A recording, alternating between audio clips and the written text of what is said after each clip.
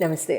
కన్యా రాశి వారందరికీ కూడా ఏప్రిల్ నెలలో ఎంత చక్కగా ఉండబోతుంది అనేది మనం తెలుసుకుందాం. మీ కన్యా రాశి వారందరికీ నేను ఇచ్చే మోటివేషనల్ టిప్ ఏంటంటే, you are your own soldier అండి. మీరు మీ జీవితానికి మీరే సేనాధిపతి. అంతేగాని ఎవరో వస్తారు, ఎవరో ఉద్ధరిస్తారు అని కనుక వెయిట్ చేస్తే మీ సైన్యం అంటే మీ యొక్క ఎనర్జీ, మీ యొక్క ఫ్యామిలీ, మీ యొక్క dependence, me family and friends అందరూ కూడా డీలా పడిపోతారు. సో మీరే మీ జీవితాన్ని, మీ బండిని ముందుకు తీసుకెళ్ళాలి, మర్చిపోకండి. మీ రాశి లార్డ్ వచ్చేసి బుధ భగవానుడు. బుధ భగవానుడు సప్తమ స్థానంలో, తర్వాత అది కూడా సప్తమ స్థానంలో రవి, శని, శుక్ర భగవానుడు, రాహు భగవానుడితో కలిసి ఉండడము, కేతు భగవానుడు మీ రాశి అందే ఇంకొన్నాళ్ళు ఉండడము, కుజ భగవానుడు దశమ స్థానంలో, గురు భగవానుడు నవమంలో అంటే భాగ్యస్థానంలో ఉండడము జరుగుతుంది. అయితే హెల్త్ పరంగా కనుక చెప్పుకున్నట్లయితే ఫస్ట్ హౌస్ని చూస్తాం కాబట్టి బుధ భగవానుడు మీకు సప్తమ స్థానంలో ఉండి మీకు ఇక్కడ ఏమవుతుందంటే కొంచెం కోల్డ్, కాఫ్, కొంచెం తుమ్ములు, లేకపోతే దగ్గు ఇలాంటివి అంటే అకాలంగా వచ్చేవి ఏమన్నా సడన్గా రావడం, హెడేక్స్, తర్వాత స్ట్రెస్, యాంగ్జైటీ రిలేటెడ్ హెడేక్స్ కానివ్వండి, ఇలాంటివి రావడం జరుగుతూ ఉంటాయి. ఎలర్జీస్ వస్తూ ఉంటాయండి, స్కిన్ ఎలర్జీస్ వస్తూ ఉంటాయి. స్నానం చేసే నీటితో సహా సైతం జాగ్రత్త. వీలుంటే కాస్త నీళ్ళల్లో కళ్ళుప్పు వేసుకొని స్నానం చేస్తూ ఉండండి.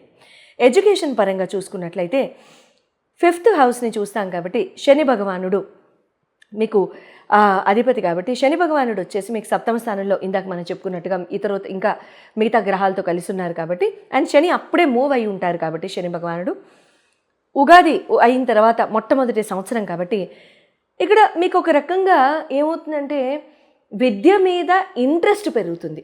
విద్య మీద ఇంట్రెస్ట్ పెరగడం, ఫోకస్ పెరగడం, స్కిల్స్ మీద ఇంట్రెస్ట్ పెరగడం, పాత టీచర్స్ గుర్తుకు రావడం, పాత వాళ్ళందరినీ కలవడం, ఓల్డ్ స్టూడెంట్స్ని కలవడం, ఓల్డ్ టీచర్స్ని కలవడం, ఆలమ్నై మీట్స్కి వెళ్ళడము, ఇలాంటివి జరుగుతూ ఉంటాయి. గురు భగవానుడు కూడా నవమంలో ఉన్నారు కాబట్టి కన్యా రాశి, కన్యా లగ్నం ఇలాంటి వాళ్ళందరూ కూడా ఏదో ఒక స్కిల్ సెట్ నేర్చుకోవడం కానివ్వండి, కోర్సుల్లో జాయిన్ అవ్వడం కానివ్వండి చేస్తుంటారు. అయితే ఇక్కడ చాలా మంచి ఫోకస్ ఉంటుంది కూడా, గ్రాస్పింగ్ పవర్ కూడా బాగుంటుంది, ఇబ్బంది లేదు. కానీ శ్రాపిత దోషం కూడా ప్రతి రాశి వాళ్ళకి కూడా వర్తిస్తుంది ఇక్కడ. అయితే ఇక్కడ శని రాహువులు ఇద్దరు కలిసి ఉండడం అనేది శ్రాపిత దోషం అవుతుంది. అయితే ఈ టైంలో మాత్రం ఎట్టి పరిస్థితిలో ఎటువంటి ఆర్గ్యుమెంట్స్కి వెళ్ళబోకండి, ఎటువంటి ఫైట్స్కి, physical fights, mental fights, argumentative fights ఇటువంటి వాటికి వెళ్ళబోకండి. అయితే కన్ఫ్యూజన్ ఉంటుంది, కాస్త ఏ రీజన్ లేకుండా కన్ఫ్యూజన్ ఉంటుంది. బట్ ఇవన్నీ కూడా మే 20th, 21st నుంచి కూడా సెటిల్ అయిపోతాయి, ఇబ్బంది లేదు. లవ్ లైఫ్ కూడా చూసినట్లయితే సేమ్ శని భగవానుడే మీకు ఫిఫ్త్ లార్డ్ చూస్తాం కాబట్టి ఇక్కడ డౌట్స్ కానివ్వండి, అన్నెసెసరీగా ఫైట్స్ పికప్ చేయడం కానివ్వండి, అగ్రెషన్ కానివ్వండి, కోపం కానివ్వండి, మొండితనం, డామినేటింగ్ నేచరు ఇలాంటివి అస్సలు వద్దండి. ఎంత వీలుంటే అంత మే 21st వరకు నిలబెట్టుకోండి, లేదంటే మే 21st లోపు మాత్రం బ్రేకప్స్ గ్యారంటీ. కన్యా రాశి అండ్ కన్యా లగ్నం.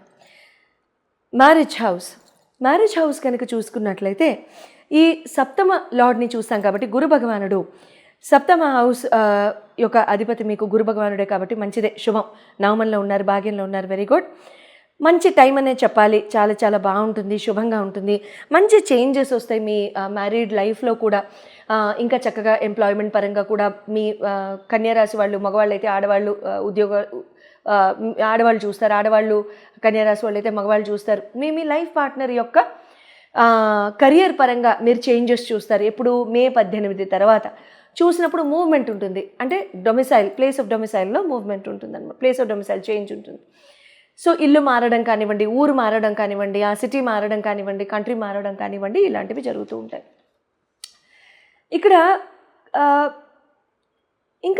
ఇక్కడ మ్యారీడ్ లైఫ్ వరకు కనుక చూసుకున్నట్లయితే ఇంకా పీస్ఫుల్గానే ఉంటుంది కదా, తప్ప ఒడిదుడుకులు అంటూ ఏమీ ఉండవండి, ఇబ్బంది ఏం లేదు. కెరియర్ అండ్ బిజినెస్ కనుక చూసుకున్నట్లయితే 9th హౌస్ లార్డ్ శుక్ర భగవానుడు, దశమ లార్డ్ వచ్చేసి మీకు బుధ భగవానుడు, ఇద్దరు కూడా 7th హౌస్లోనే కూర్చున్నారు, వెరీ గుడ్, మంచిదే, శుభం. కొత్త ఫ్రెండ్స్, కొత్త సోషల్ సర్కిల్స్, కొత్త ఆపర్చునిటీస్, కొత్త రెఫరెన్సెస్.